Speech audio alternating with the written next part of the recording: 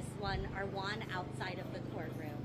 We could not have received the verdict today without the organizing and advocacy efforts of the Atlanta community. The way they have showed up to support the 61 defendants and the way that they have rallied in opposition of cop cities, not just in Atlanta, but internationally, is truly inspiring. As an attorney and a loved one of one of the 61 defendants, we won't stand by and watch the state criminalize mutual aid, community care, and political beliefs until freedom.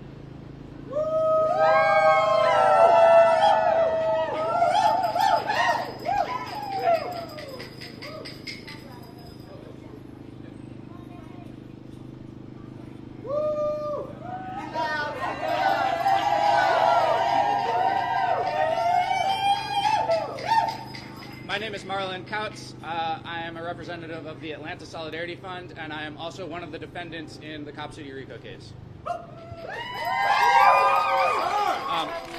I'm going to read a prepared statement about what's happened today. We are finally getting official confirmation of what has been clear for years. Police and prosecutors have been recklessly abusing the legal process to terrorize their political enemies without regard for even basic procedural rules.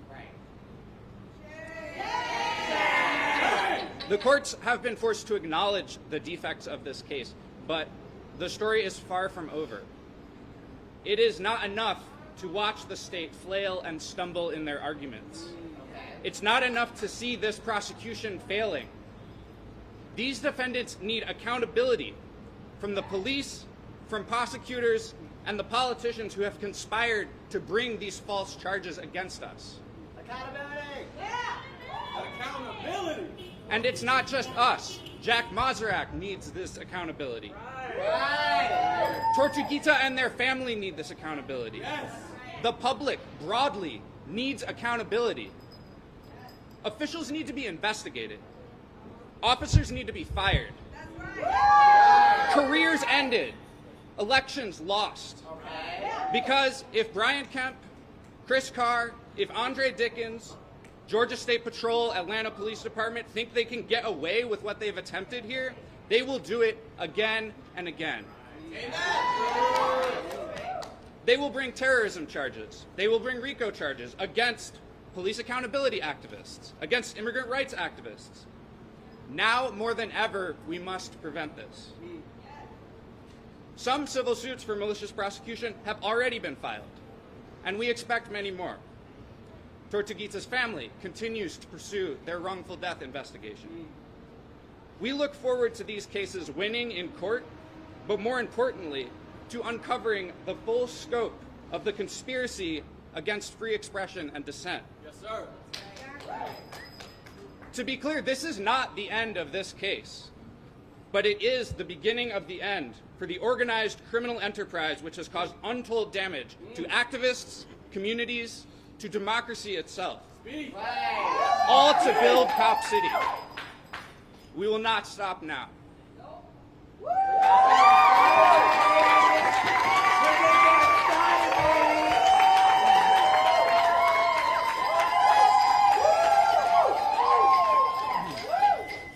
Hello, my name is Brad Thompson. That's Thomson. I'm an attorney at People's Law Office in Chicago, and I represent Serena Hurdle, one of the 61 people who had been charged under this indictment for RICO. This indictment is fatally flawed from its beginning, from its inception. We now have an order from a court that has said that this indictment was fatally flawed from its inception. But more than that, this indictment is not just flawed on a purely legal technical standard. That's the ruling we got from this judge. But what we've heard all week long is arguments about the numerous issues with this indictment. And the important thing to note is that this indictment is a political assault on a legitimate social movement. This was an attack brought by the Attorney General's office against a legitimate social movement and people based on their association, their belief, and their protest. That is a violation of the First Amendment. Now, the arguments that have been heard all week, the judge has indicated that at least one of those, the defense was right, that the Attorney General lacked the prosecutorial authority to even bring this indictment. What the judge said was that it could have, very simply, the Attorney General's office very simply could have brought this indictment and followed the steps, checked the boxes. That's what he said. You didn't check that box. And that was to get permission, written permission from the governor to be able to bring the indictment. Basically, the Attorney General failed to get a permission slip from the principal. Could have gone through that step and didn't do it. So we now know that the charges, all RICO charges, against the 61 defendants are invalid.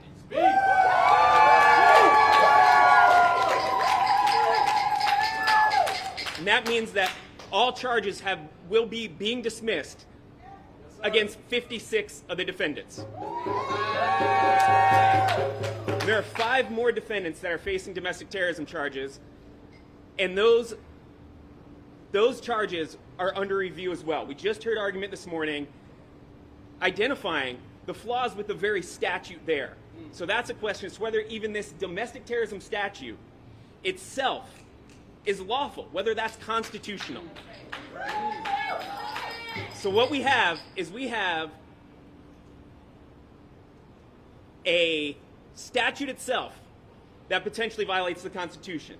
We have an Attorney General's office bringing an indictment that it couldn't lawfully bring based on that statute. And that statute, while it's specific to one of those counts, it's also intertwined with the RICO count. It is the basis of their RICO count. It is necessary for that RICO count that has now been dismissed.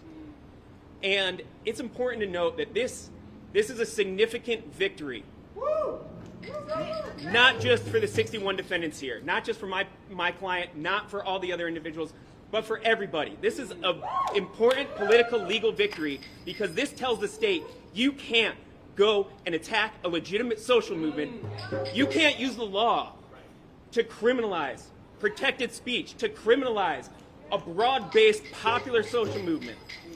And it's also important to note, as a reminder, that this Attorney General's office is not just the entity that brought this. This is an elected office, an elected official, Chris Carr, who publicly said he supported Cop City. So this is a prosecutor, a prosecuting entity, an elected official using the law and using it incorrectly and unlawfully. A judge has now made a finding that this Attorney General did not even have the legal authority to bring this indictment and to bring it against a legitimate social movement that that prosecutor disagrees with. So it now is time for accountability, and it's time to fight this type of state repression everywhere it rears its ugly head. Thank you.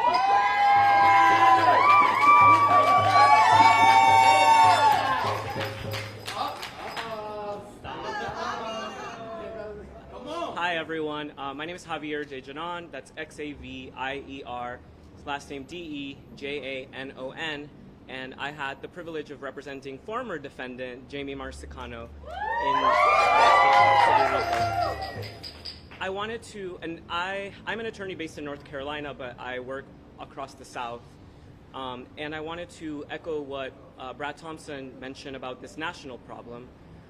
We have been very blessed to count with the support of people from across the country, lawyers across the country, activists across the country in fighting to stop Cop City in Atlanta and to defeat these charges. But as we celebrate today, I want us to bring this energy to where state and federal governments are repressing these same very movements, these same people elsewhere. There's cases happening of insane charges in northern Texas, in Los Angeles, in Oregon, in Chicago, in DC, in New York City. Atlanta was a test run, and the state didn't win this time. But it is up to us, it is up to you all, the media, you all the people, to continue fighting to ensure that the state never wins. Thank you.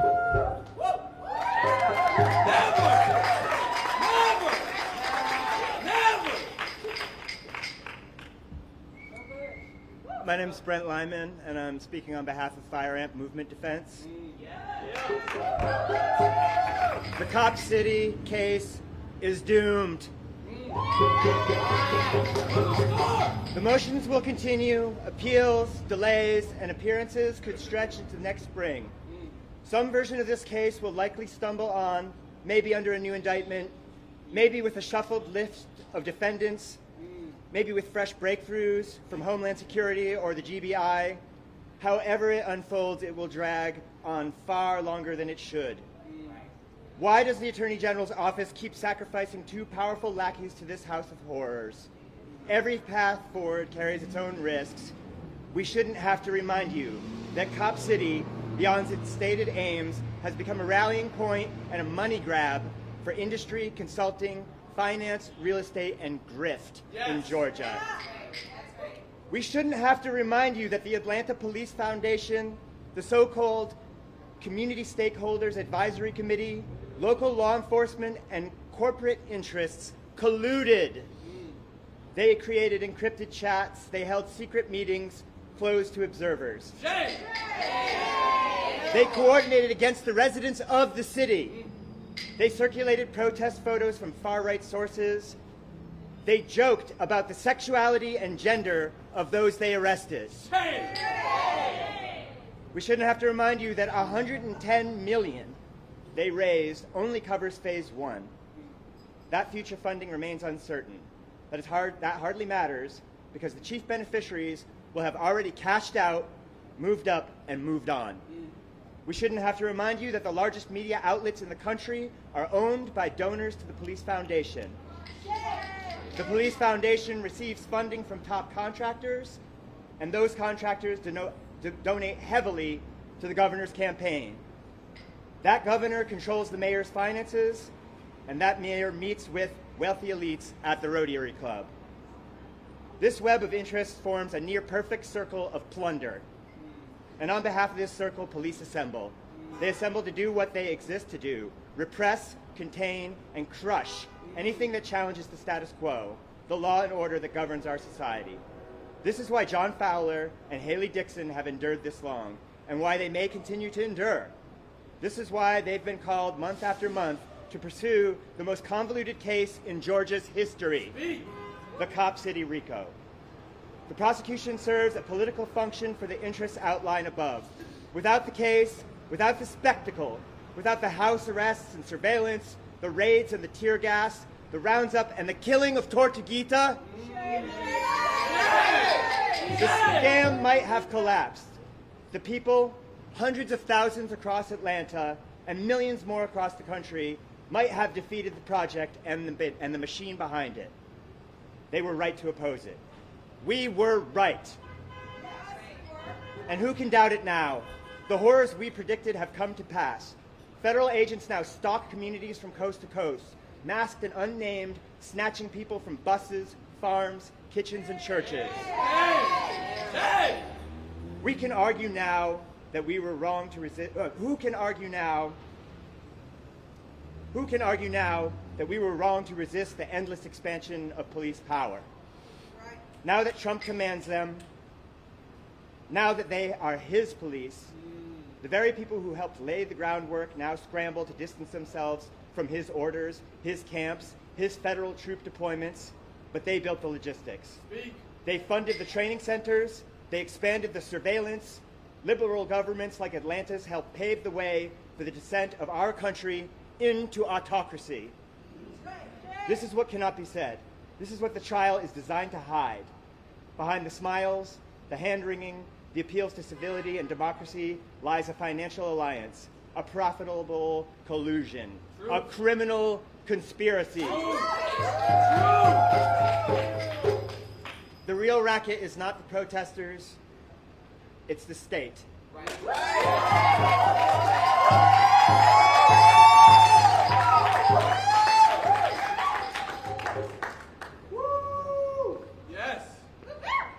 Good afternoon, everybody. My name is Alexis Papali, P-A-P-A-L-I. I think you can see it in the indictment. I'm a defendant in this case. I'm facing outlandish charges of domestic terrorism in DeKalb County and this RICO travesty here in Fulton. The reason we're here today witnessing this spectacular collapse of the prosecution is against 61 people is twofold. The laws under which we're being tried today are vague and overbroad, designed to give unreasonable powers to the state to intimidate opponents of their policies and decisions. The prosecutor today actually said, in relation to the domestic terrorism law, which could imprison people for up to 35 years, he actually said, you have to use your common sense to define these terms. Ridiculous. Ridiculous. Secondly, we're here because of corruption at City Hall, at the State House, in the governor's office, and because of Attorney General Chris Carr's political agenda and attempts to criminalize dissent. I'll leave it to the people of Georgia to decide whether deeply biased people like him deserve to be in higher elected office. They don't.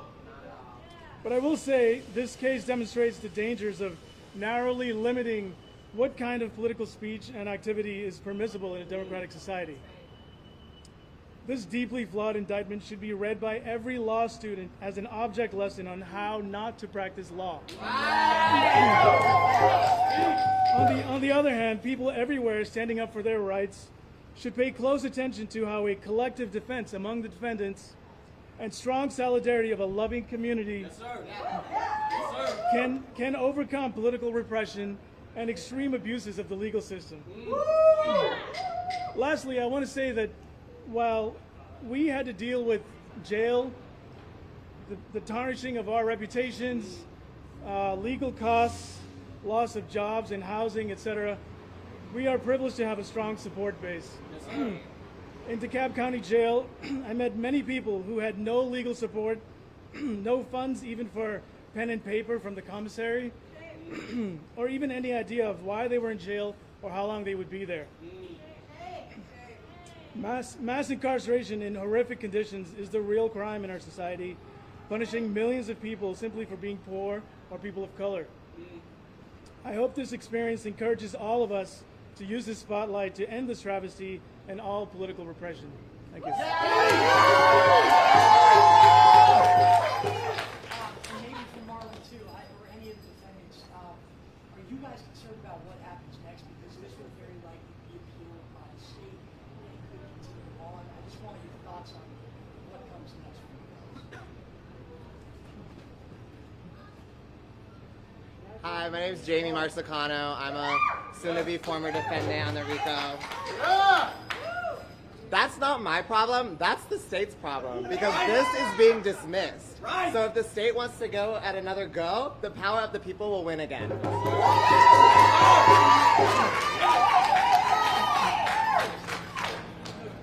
did a lot to try to stop this problem from happening. The referendum didn't work, protesting didn't work. By and large, obviously, is open now. Do you guys feel like a lot of what you did was for others? I would say that it wasn't unsuccessful at all. We have galvanized an entire city and many supporters nationally, even internationally, to understand the dangers of this kind of project and this kind of repression. Yes, sir. There's a lot that can be learned from this, and this fight is not over. You know, we're not going anywhere. This movement is here to stay, and it's only strengthened by all of the forces that are implicated by this prosecution. The black community, working class people all over the city, they don't want this waste of their hard-earned taxpayer dollars. You know, legal scholars from around the country are just up in arms about this prosecution.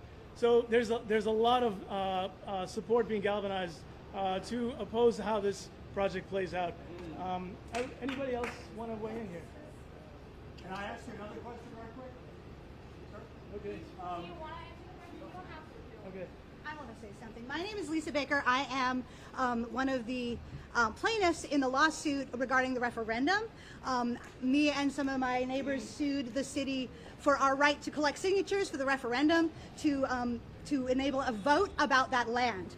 And that our lawsuit is still with the Court of Appeals, whatever it is, the people who make the big decisions.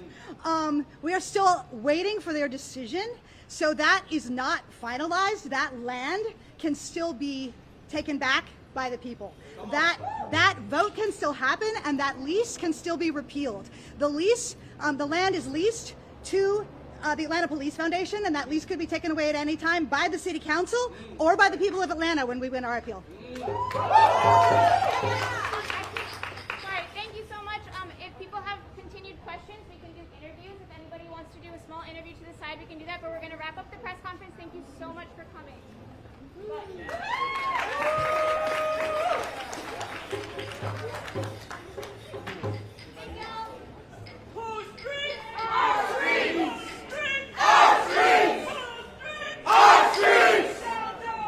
Occupation, up with liberation. Down, down with occupation, up with liberation.